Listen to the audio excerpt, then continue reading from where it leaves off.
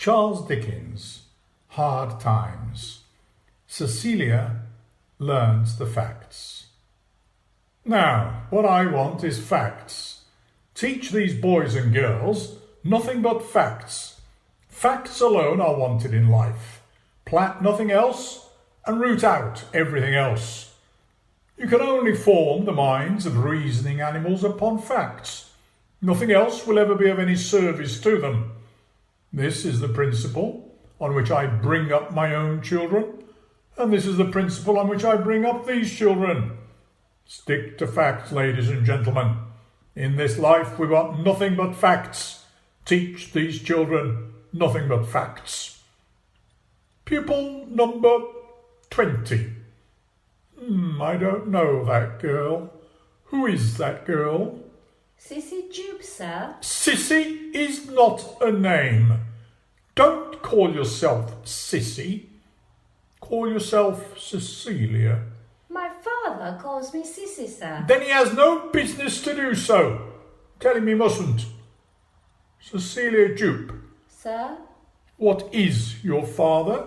He trains horses, if you please, sir. He works in a circus, A sir. circus? We don't want to know anything about that here. You mustn't tell us about that here.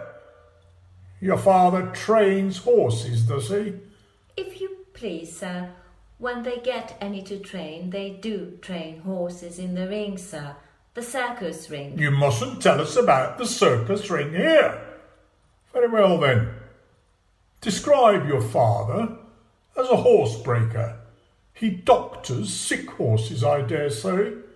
Oh, yes, sir. He trains horses, sir. Very well then. He's a veterinary surgeon, a farrier, and a horsebreaker. Now, pupil number 20, give me your definition of a horse. Sir?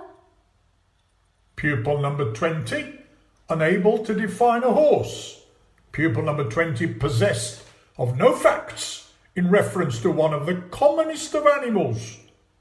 Pupil 21, your definition of a horse.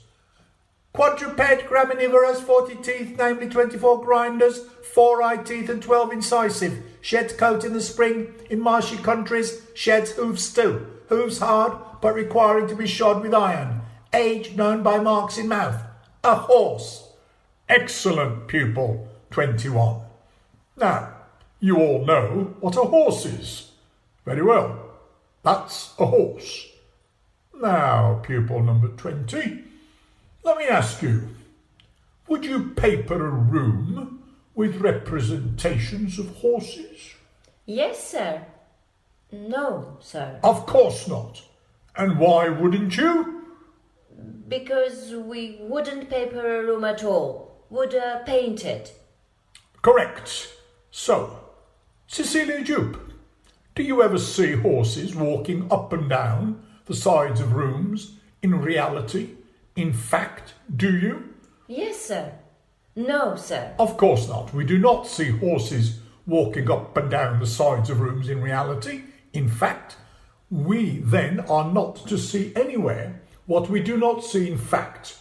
This is a new principle, a discovery, a great discovery. Now, I'll try again. Pupil 20. Suppose you were going to carpet a room. Would you use a carpet having a representation of flowers upon it? Yes, sir. No, sir. We would not carpet our room with representations of flowers. Correct. Pupil number 20. If you please, sir, I am very fond of flowers. Oh, and is that why you would put tables and chairs upon them and have people walking over them with heavy boots? It wouldn't hurt them, sir. They wouldn't crush and wither, if you please, sir. They would be pictures of what was very pretty and pleasant, and I would fancy... Aye, but you mustn't fancy. We are never to fancy. Fact, fact, fact. We are to be in all things regulated and governed by fact. We must discard the word fancy altogether. We have nothing to do with it.